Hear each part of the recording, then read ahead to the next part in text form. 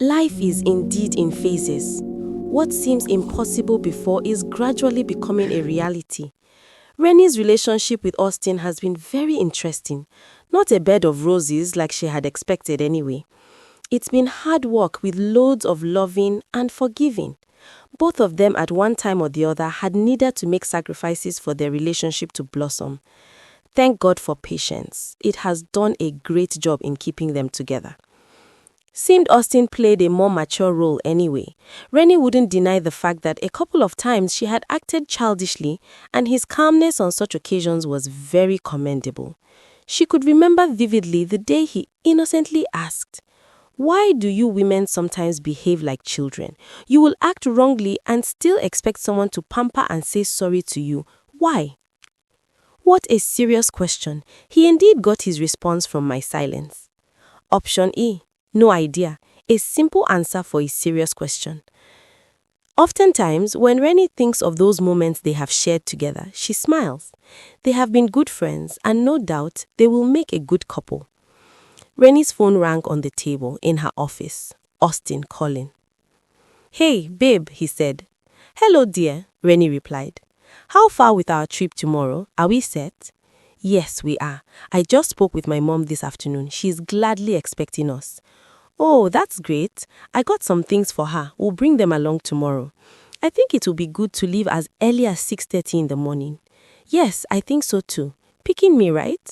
"Sure, I will chat with you later in the night." "Okay, later then. Love you." "Love you more," Austin replied, dropping the call.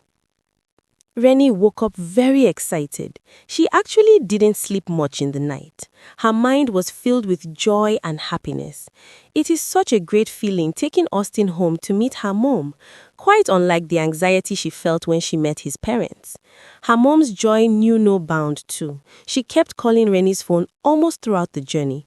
Renie wasn't surprised to meet her waiting at the gate when they finally arrived. Mrs. Peters welcomed Austin with an open arm as he prostrated to greet her.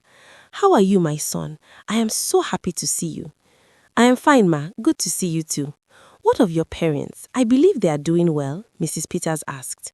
"Yes, ma. They sent their regards," Austin replied. Renie stood like a spectator while the pleasantries were going on. There is no doubt her mom liked Austin already, and it was such a defining moment for both of them. They had quite a lot to offload from the car. Bag of rice, tubers of yam, groundnut oil, drinks, fruits, even fabrics. Renie couldn't believe Austin would go all the way to get all these things for her mom, and he still said they are small compared to what he does for his parents. Trust Renie's mother. She gave them a sure delicacy which they greatly enjoyed. "Thanks for the food, ma. Very delicious. Now I know where Renie got her cooking skills from," Austin commented when he finished eating. "Thank you, my dear. Cooking skill runs in the family. I took it from my mother too." "Wow, that's a good heritage. Trust Renie will pass it on to our daughter too. Abby, my wife." "You and good food, Sha," Renie replied, rubbing his strong arms. Mrs. Peters watched the two lovebirds in amusement. She has been praying that her daughter should bring home a good and enviable man who has the fear of God in him. She stood up from the table and went straight into her room. Even though Austin didn't notice, Renie saw her tear-filled eyes and knew exactly what went wrong. Austin also stood up to chat and play with Renie's two brothers, while Renie packed the plates and headed for the kitchen. Dropping the plates on the sink, she went in to check her mother in her room.